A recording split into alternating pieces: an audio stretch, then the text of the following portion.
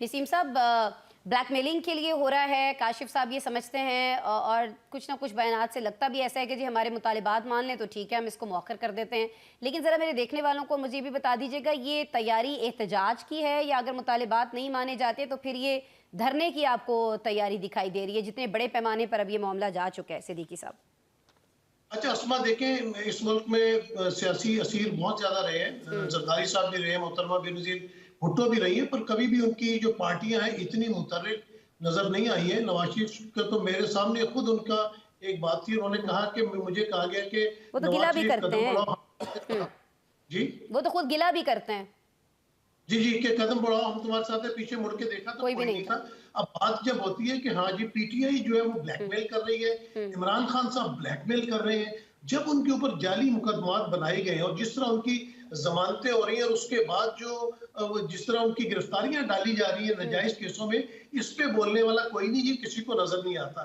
पाकिस्तान की दुनिया में क्या रेपुटेशन बन रही है ये किसी को नजर नहीं आता। आइन को तोड़ के ना 90 रोज में इंतखाबात होते हैं वफाक में, ना पंजाब में, ना खैबर पख्तूनख्वा में, ये लोगों को नजर नहीं आता। जो अवाम इस मुल्क की है, जिसको हम्म। ताकत का सरचश्मा बोलते हैं, हम्म। वो जिस पार्टी को जिसको वोट देती है, उस उनके वोट को चोरी कर लिया जाता है। फार्म 45 की बजाय फार्म 47 में पूरी हुकूमत बना दी जाती है। तो हम्म। कहा जाता है ना जी ब्लैकमेल ना करें, एहतजाज ना करें, ये लोगों को बिल्कुल नजर नहीं आता। आवाम जिस महंगाई में पिस रही है, जिस तरह बिजली के बिल उन्होंने दिए, जिस तरह बेरोजगारी मुल्क में बढ़ती चली जा रही है, स्मोक की वजह से बच्चे स्कूल नहीं जा पा रहे, लोग अपने बच्चों को ना ट्रीटमेंट करवा सकते हैं ना स्कूल भेज सकते हैं, ये किसी को नजर नहीं आ रहा। हाँ, अगर एक शख्स अपने जायज मुतालबात के लिए कोई धरना देना चाहता है, कोई एहतजाज करना चाहता है, तो आप उस एहतजाज को पुरतशद्दद कार्रवाइयों में आप खुद हुकूमत और रियासत तब्दील करती है। हमने दुनिया में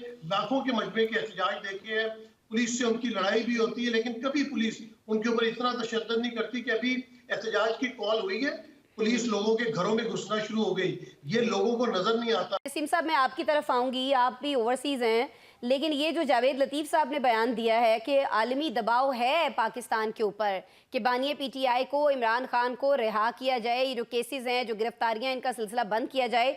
और उनका कहना यह है कि ये दबाव वहीं से आ रहा है जहां से इमरान खान साहब तवक्को रखते थे कि मेरे लिए वहां से बात की जाएगी पाकिस्तान की हुकूमत से।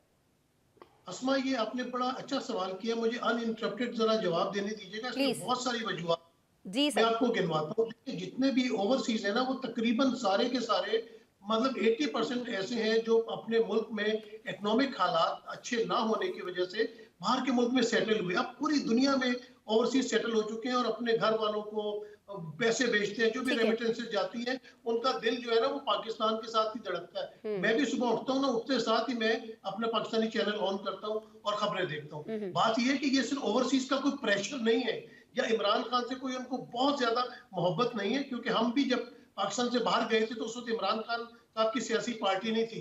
मैं 90s में घर से बाहर निकला था, जबकि एक बिकरिंग पॉलिटिक्स हो रही थी हम्म। पीपल्स पार्टी के दरमियान और नून लीग के दरमियान, जिस किस्म के हालात थे। तो लोगों ने देखा है कि किस तरह पाकिस्तान को दो पार्टियों ने मिल के लूटा है।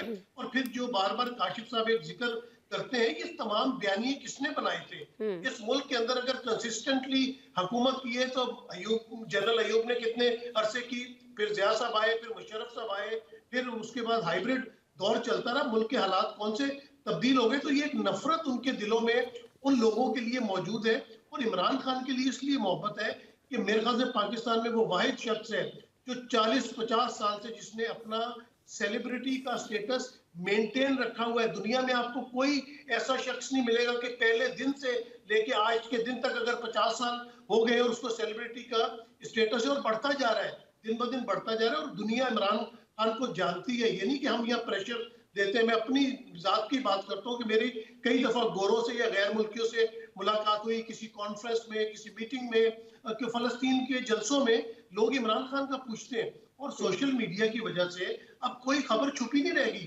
दुनिया सब चीजें जानती है। अभी काशिफ साहब बार बार रिलीफ की बात कर रहे थे, ये मुझे जरा समझा दें कि रिलीफ और इंसाफ में क्या फर्क होता है, और ये रिलीफ देने का किसके पास आईन और कानून के मुताबिक किसके पास इख्तियार है? राना सनाउल्लाह को किसने गिरफ्तार किया था? किसने उन पे मंशियात का केस डाला था? हनीफ अब्बासी पे किसने केस बनवाया था। अगर इमरान खान ने कह दिया मैं एसी उतरवाऊंगा, इस तरह के सियासी बयानात तो बहुत होते हैं बड़े। अपना शहबाज शरीफ ने कहा कि मैं पेट फाड़ के सड़कों पे घसीटूंगा जरदारी साहब को। नवाज शरीफ ने बेनजीर भुट्टो और जरदारी के बारे में क्या कुछ नहीं बोला। तो ये सियासी बातें होती रहती, लेकिन असल वजूहात बताए ना कि मुल्क का बेड़ा गर्क करने वाले कौन है।